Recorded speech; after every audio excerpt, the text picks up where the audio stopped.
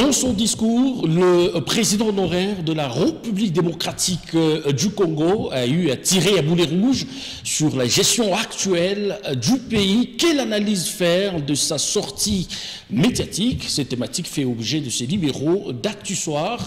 Merci de nous choisir à travers le monde pour cette production qui a l'honneur de recevoir Monsieur Alain Camille. Il est cadre de l'Union Sacrée, porte-parole en province de l'Union Sacrée, à qui nous disons bonsoir et bienvenue. Bonsoir Monsieur Christian, bonsoir à mes concitoyens, à qui je toujours présenté un amour très sincère par le fait que nous avons tous le sang congolais qui coule dans nos veines et dans nos artères, et par rapport à cela, j'ai de l'amour ineffable, inexprimable par rapport à ma nation et à mon peuple que j'aime et que je porte à cœur. Vous avez suivi Joseph Kabila, le président honoraire de la République démocratique du Congo.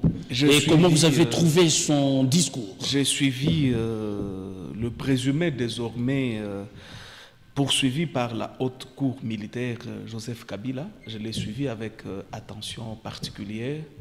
J'ai vu qu'il avait rasé sa tête, qu'il avait rasé sa barbe et qu'il avait un ton ferme, un visage grave et une voix lente, mais avec une diplicité dans le cœur. Et ça, je l'ai suivi. Et alors, la gestion actuelle du pays a fait aussi de sa communication. Je l'ai suivi charger le chef de l'État actuel, les traitant d'un tyrannique, d'un dictateur, d'un homme qui a l'ivresse du pouvoir, d'un homme qui ne sait pas respecter ses engagements, nous promettant même qu'il va devoir donner certains engagements qui ont été signés entre lui et le régime en place, et nous attendons cela à bras ouverts. Je l'ai vu dire qu'il regrette de l'héritage de l'alternance pacifique qui a vu jour en janvier 2019, chose qu'il ne tolère plus parce que l'héritage est dilapidé. Et pillage systémique. Il s'est dit, cette ère, il serait redevable devant l'histoire. Nous l'avions tous suivi. Mais je pense que nous avons un peuple qui n'est plus dupe. Parce que Kabila, dans son speech, il a voulu jouer avec la fibre ethnique, la fibre tribale. Il a touché, comment dirais-je, à la manipulation, pensant manipuler cette frange majoritairement et socialement très importante de la nation, la jeunesse, alors que cette jeunesse, actuellement, on a inculqué des valeurs fondamentales en elle et des idéaux très fondamentaux en elle. Elle ne sait plus céder. Qu'a-t-il dit de mensonges dans son discours? Les larmes qui coulent à l'est de la République remontent de l'époque du règne de Joseph Kabila. Ce n'est pas avec Tshisekedi que ces larmes coulent. Tshisekedi est venu pour une paix durable, pas une paix semblable à un feu de paille qui s'allume vite et qui s'éteint aussi vite. Tshisekedi est venu pour une paix durable et solide. Est-elle effective, cette paix-là? Elle est en plein processus. Aujourd'hui, contrairement à Kabila, nous avons une Assemblée nationale constituée de ceux en qui le peuple a aliéné sa souveraineté. Mais parce qu'ils ont un bon commandant de bord, celui qui assure la bonne marche des institutions de la République, Félix-Antoine Tshisekedi, on a dit N-O-N au brassage, au mixage. Mais avec Kabila, nous en avons connu autant. On a connu une politique cynique, des calculs politiques qui allait dans le sens, je dirais, du charançon dans un fruit, cet insecte nuisible qui rend le rendement moindre et la production moindre. Kabila, en acceptant qu'il y ait le mixage, le brassage, il a rendu notre armée très faible, il a rendu la solde de militaires très faible, et il a fait en sorte qu'il n'y ait aucune loi de programmation militaire. Mais sous Fachi, on a dit non au brassage. Quels sont les méfaits de brassage que Kabila nous a amenés? Nous avions connu l'infiltration dans l'armée, nous avions connu des officiers, des grands officiers qui ne savaient parler que le Kenya-Rwanda, de Rwandais dans l'armée. Pensez-vous qu'il n'était pas opportun, pour Joseph Kabila de sortir de son silence? J'y arrive. Ce que je veux dire est important. Nous avons connu un général de l'armée, Bosco Takanda, un général de l'armée congolaise, qui a semé tueries, désastres dans la partie orientale. La CPI met la main sur lui.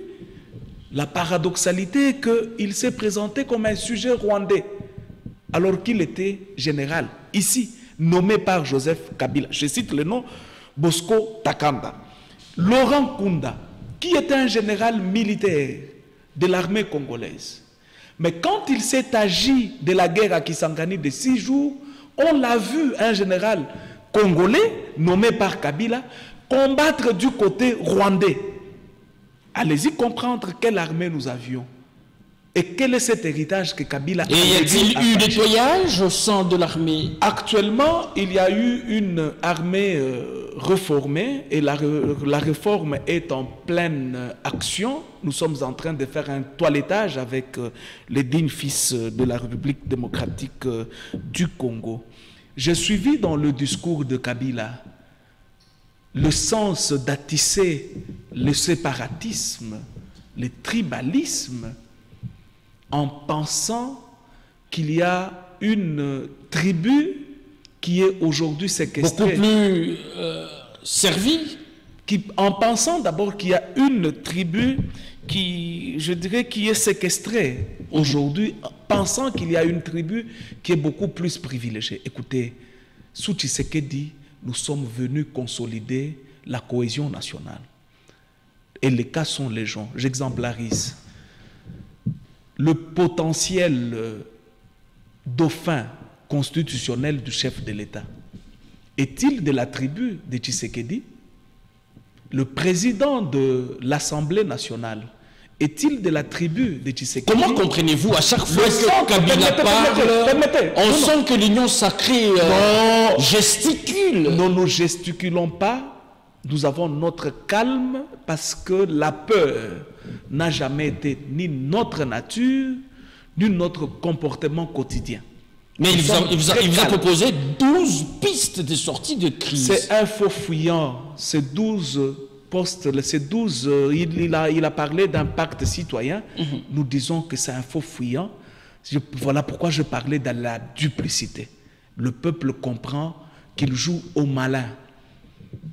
Par rapport aux tueries qui se passent dans la partie orientale, il y a eu carnage, il y a eu violation de droits fondamentaux du peuple, il y a eu viol de nos mamans, il y a agression du Rwanda, du Congo par le Rwanda. Pourquoi il n'en fait pas mention dans son speech? Qu'est-ce que ça apporterait en faisant mention dans son speech? Écoutez, c'est vous qui avez, vous avez les pouvoirs, vous avez tous les éléments essentiels. Pourquoi, si je ne veux pas aborder les choses dans l'optique de ceux qui pensent que ces gaillards que nous avions accueillis par notre hospitalité légendaire en botte de jardinier. Je ne veux pas, moi, faire usage de cela. Mais je veux dire... Pourtant, vous le faites. Non, j'ai dit, je ne veux pas faire usage de cela. Je puisais ça quelque part. Mais ça ne vient pas de moi. Mais moi, je ne vais pas en faire usage. Je dis ceci. Chaque Congolais est pris de paix, est pris du patriotisme. Quand un seul Congolais est tué, ça lui fait mal. Nous, tshisekidistes, quand un seul Congolais est tué dans la partie orientale, nous avons un cœur qui saigne au-dedans de nous. Parce que nous aimons le Congo, nous aimons cette nation avec sa diversité culturelle, même sa diversité linguistique, parce que nous pensons que ça constitue une force pour notre nation. Et ça peut même booster les budgets de notre République, juste de par notre diversité culturelle. Donc vous regrettez du fait de ne pas faire allusion à l'agression. De ne pas toucher aujourd'hui la cause. Nous connaissons que tout ce qui se passe à l'Est, c'est le Rwanda. Pourquoi il ne veut en aucun cas citer le nom Rwanda chaque fois qu'il... Non, mais vous n'avez pas répondu. Citer les noms Rwanda, ça change quoi par rapport à ces localités sous contrôle? Non, ces localités-là, monsieur Christian, c'est monsieur Alain Kami qui parle, le porte-parole de l'Union sacrée de la province du Haut-Katanga. Je veux que ça soit clair et que ça soit noté pour acquis.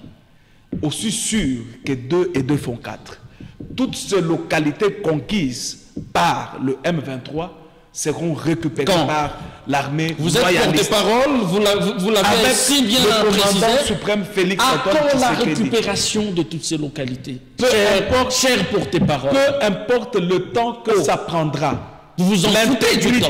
L'intégrité territoriale sera reconquise par nos vaillants militaires qui sont aujourd'hui au front et qui touchent à chacun $500, et même ceux qui sont dans des provinces qui ont vu leur solde être doublé. Et ça, c'est sous Tshisekedi. Et je ne sais pas de quoi Kabila regrette-t-il. Le temps est-il votre allié pour dire peu importe le temps que ça prendra? Permettez, d'ici là d'ailleurs, j'ai voulu être galant. Alors là, je dis que d'ici là, toutes ces localités seront récupérées. Parce que le zèle patriotique a été cultivé dans le peuple congolais. Le peuple congolais a compris finalement qu'il ne s'agit pas de la victoire de Tshisekedi. Il s'agit du Congo qui va gagner contre le Rwanda. Et ne pas aborder les choses dans cette optique veut simplement dire qu'on joue les jeux du Rwanda. Et à tout celui qui joue ces jeux-là, peu importe la fonction qu'il a eu à occuper dans cette nation, qu'il sache que face à la nation, les tuer ne va pas constituer un tabou. Ça, je veux que alors après juste les discours de Joseph Kabila, les réactions fusent de partout, c'est notamment du secrétaire général de votre formation. Je voulais parler de l'UDPS, Augustin Kabouya, qui a animé un meeting au cours duquel il a balayé pratiquement les contenus du discours de Joseph Kabila, reconnaissant qu'autrefois, bien qu'il amadoué ce tornier, c'était une façon de tromper la vigilance. Pensez-vous que c'était opportun de les spécifier dans son intervention? Il a fallu travailler beaucoup plus sur la résilience de nos FARDC parce que l'armée est infiltrée. Et qui a favorisé cette infiltration? C'est connu en ce jour, ce n'est pas un secret de polichinelle. Alors face à un homme comme ça, il a fallu faire usage d'une diplomatie. Et il a fallu caresser ce poil dans le sens que le chat aime. Et c'est ce que vous aviez fait. Et c'est ce que le pouvoir en place a eu à faire. Et le gars a perdu le contrôle. Il s'est dit qu'il s'agit d'un héritage. Quand on lègue un héritage, comme il l'a dit, ça veut dire qu'on en était peut-être père, on en était peut-être qui je ne sais. Alors, nous sommes en train qui de ce Congolais-là, qui en ce jour peut accepter en ce jour que Joseph Kabila est père de la démocratie congolaise? Ce prestige est parti parce que le Congo s'est inscrit déjà dans un cycle électoral. Et quand on veut avoir un poste de commandement, quand on veut diriger, nous sommes dans la démocratie. Venez que nous puissions tous concourir au suffrage. Et en ce jour, il a boycotté les élections, chose qui pouvait lui produire peut-être 2-3 députés, quelques députés provinciaux, quelques conseillers dans les communes des chefs. Est-ce qu'il en a vraiment besoin? Il ne l'a pas fait. Est-ce qu'il en a besoin au regard des hautes fonctions qu'il a eu à occuper dans ce pays? Je dis, si le père de la démocratie, la voie par excellence par laquelle on devient soit président, soit député, est connu. Et comment voyez-vous l'avenir politique de Joseph Kabila? Je laisse le temps jouer son rôle révélateur et son rôle de prophète par rapport à l'avenir de Joseph Kabila. Je ne veux pas vraiment en faire... Et les vœux de l'Union sacrée seraient de voir... Le vœu de l'Union sacrée, c'est de le voir répondre de ses actes reprochés par la justice, parce que nous croyons qu'il juge jusqu'en ce jour d'une présomption d'innocence. Qu'est-ce que vous avez fait? Même si la justice mettait la main sur lui, l'Union sacrée demande que ce droit soit respecté en tant que prévenu. Nicolas Kazadi, nous allons chuter par là, a eu à faire des révélations accablantes sur le jouisseur. Qu'est-ce que la justice a déjà fait après cette révélation de Nicolas Kazadi? Et nous allons chuter par là. La charge de preuve incombe à l'accusateur. C'est un principe très élémentaire en droit. Et je pense qu'il n'est pas à l'union sacrée d'apporter des preuves par rapport au jouisseur tel que dit par Nicolas Kazadi, j'allais dire Nicolas Sarkozy. Nous demandons à M. Kazadi, qui a rempli un rôle très important dans la gestion de cette République, d'aller vers la justice. Vous semblez froid sur cette question? Non, non, pas froid. Je veux être très rationnel. Et je veux que ça puisse pénétrer les téléspectateurs qui nous suivent, qu'il amène des preuves matérielles, péremptoires et indubitables par rapport à ces allégations. Alain Camille, je rappelle que vous êtes porte-parole de l'Union Sacrée en province. Merci d'avoir répondu à notre invitation. Je vous en prie, Monsieur Christian, et merci à tous mes compatriotes que j'aime et que je porte à cœur. Ils doivent savoir que la victoire glorieuse se pointe à l'horizon. Merci à vous qui nous avez suivis à travers le monde. Nous vous retrouvons très prochainement avec la même détermination. D'ici là, portez-vous bien et à très vite.